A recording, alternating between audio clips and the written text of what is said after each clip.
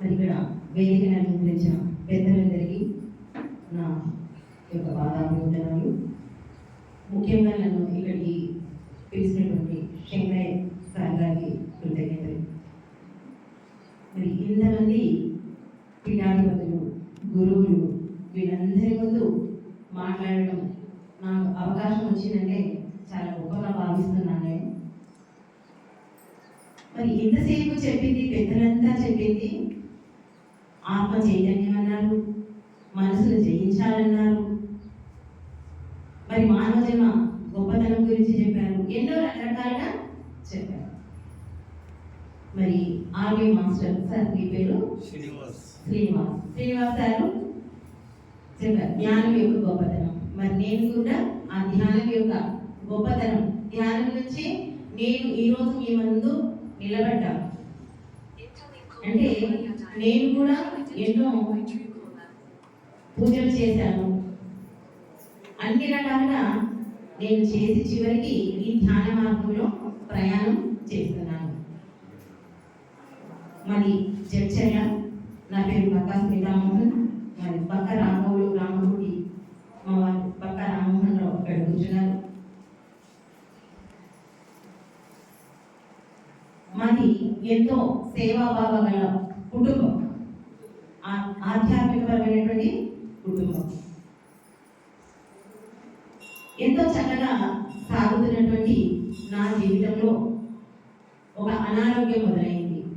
ఎందుకంటే నేను చెప్పేది ఈ విషయము సార్ చెప్పారు ధ్యానం యొక్క గొప్పతనం.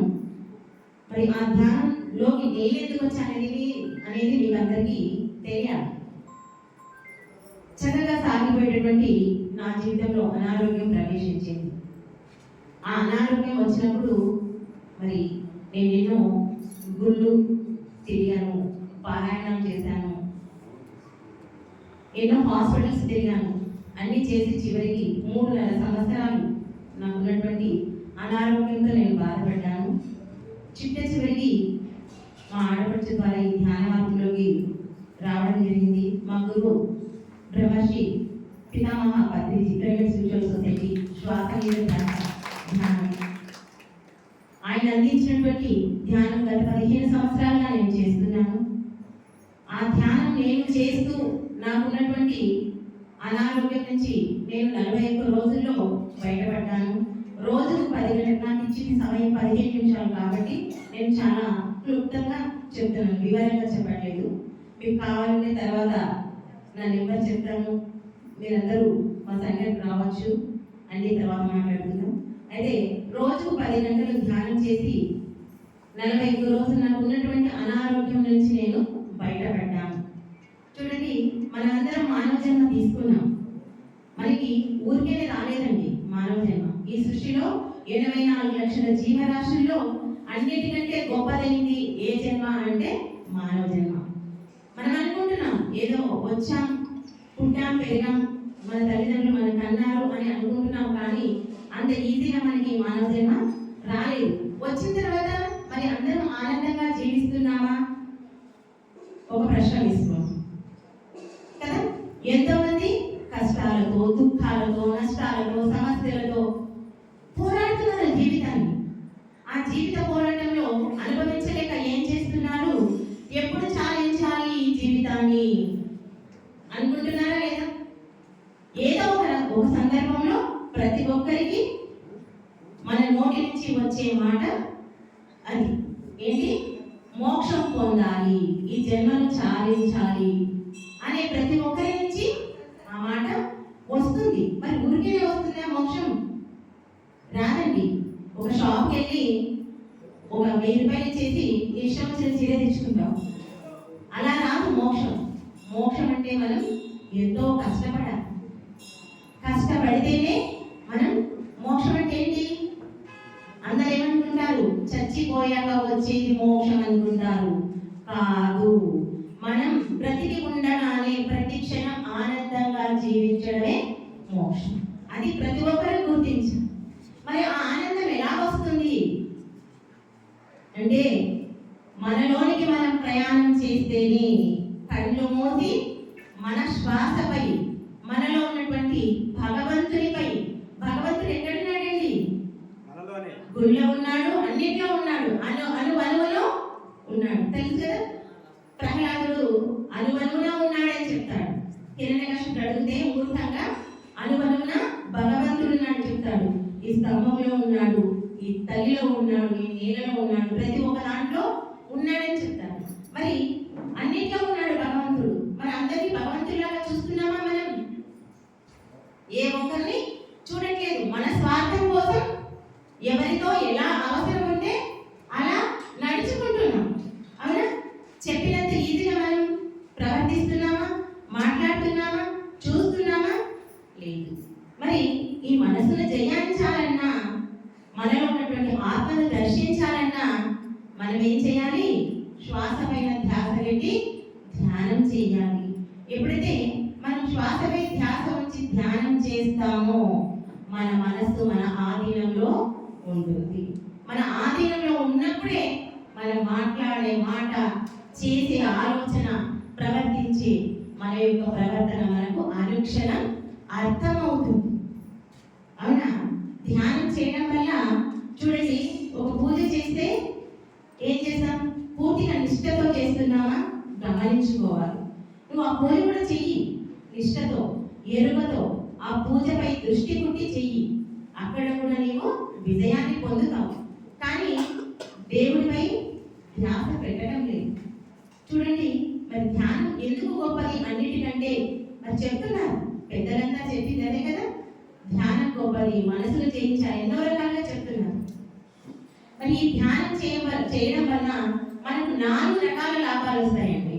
మొట్టమొదటిగా శారీరక లాభం. చూడండి, మన శరీరం మంచిగా ఉంటేనే కదా మనం అందరం ఆనందంగా ఉండేది. అవునా కదా? ఈ శరీరానికి ఓ షుగరు, బీపో, థైరాయిడ్ ఏదో ఒక రోగం వచ్చింది. ఏం చేస్తున్నాం మనం? పూటకు ఒక టాబ్లెట్ వేసుకున్నాం, చచ్చే వరకు ఆ టాబ్లెట్ని మింగాల్సింది చెప్తున్నారు కదా డాక్టర్లు మనకు. అవునా కాదు? మరి ఆ బీపీ, షుగర్, థైరాయిడ్ ఏదైనా సరే ధ్యానం సర్వరోగ నివారణ. దాని నుంచి నువ్వు బయటపడాలి అంటే శ్వాస పైన ధ్యాస ఉంచు, ధ్యానం చెయ్యి.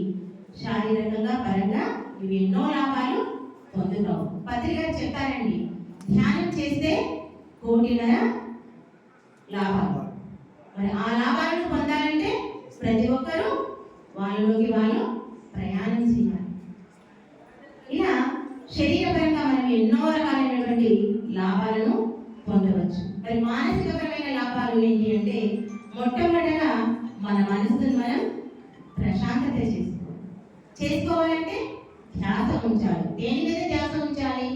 మనసు పైన, శ్వాస పైన. ఆ శ్వాసను ధ్యాస ఉంచితే, శ్వాసపై ధ్యాస ఉంచితే మన మనసు మన ఆధీనంలో రావడానికి అవకాశం మనకు ఉంటుంది.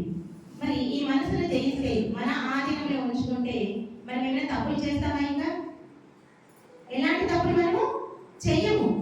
అదే కదా, అసలు మళ్ళీ ఎందుకు వస్తున్నాం మనం ఈ భూమికి? ఒక జన్మ చాలించిన తర్వాత నమ్ముతారా? జన్మలు ఉన్నాయి నమ్ముతారా? చెప్పండి ఒకసారి. జన్మలు ఉన్నాయా లేదా? ఉందని చెప్పుకుంటారు, ఒప్పుకుంటారు కదా. మరి ఎందుకు వస్తున్నాం మళ్ళీ జన్మ తీసుకొని? జన్మ వద్దు అనుకుంటున్నాం. మరి వద్దు అనుకున్నప్పుడు దానికి తగ్గ సహాయం అంటే ఆ జన్మ రాకుండా ఉండడానికి మనం ప్రయత్నం చేయాలి. ఆ ప్రయత్నం మనం చేస్తున్నామా అనేది ప్రతి ఒక్కరూ ఆలోచించాలి. ఈ మనసును మన ఆధీనంలో ఉంచుకుంటేనే మనం ఎలాంటి తప్పులు చేయము. అసలు మానవుడికి రోగం రావడానికి ఏంటి కారణం అంటే, మనం చేసే పాపాలు. ఆ పాప పుణ్యాల ఫలితంగానే మనకు ఈ జన్మ వస్తుంది. మరి ఈ మనసును మన ఆధీనంలో ఉంచుకుంటే మనం ఎలాంటి తప్పులు చేయము. మరి బుద్ధిపరమైన లాభం కూడా ఉంది ఈ ధ్యానం చేస్తే. ఏంటి బుద్ధిపరమైన లాభం? మనం ఎవరో తెలుసుకుంటాం కదా. మనము ఈ జన్మ రావద్దు మళ్ళీ అంటే మనం జ్ఞానాన్ని సంపాదించాం. జ్ఞానం ఎక్కడ ఉంటుంది? బుద్ధిలోనే ఉంటుంది. ఈ బుద్ధిని వికసింప చేసుకోవాలంటే మళ్ళీ పత్రికాలు చెప్పిన శ్వాస మీద ధ్యాస. నువ్వు ఏది చెయ్యాలన్నా శ్వాస పైన ధ్యాస ఉంచాల్సిందే. ఆ బుద్ధిని వికసింప చేసుకుంటే మనం జ్ఞానాన్ని సంపాదిస్తాం. మరి భగవద్గీతలో శ్రీకృష్ణ భగవానుడు చెప్పాడు కదా, జ్ఞానాతి దత్త కర్మాణ నువ్వు ఎప్పుడైతే జ్ఞానాన్ని అగ్నిగా ప్రజ్వలింప చేసుకుంటావో అప్పుడు నీవు చేసినటువంటి కర్మలు దగ్ధమవుతాయి. చూడండి, ఒక దొంగ ఉన్నాడు, దొంగతనం చేస్తాడు. చేసినప్పుడు ఏం చేస్తాడు?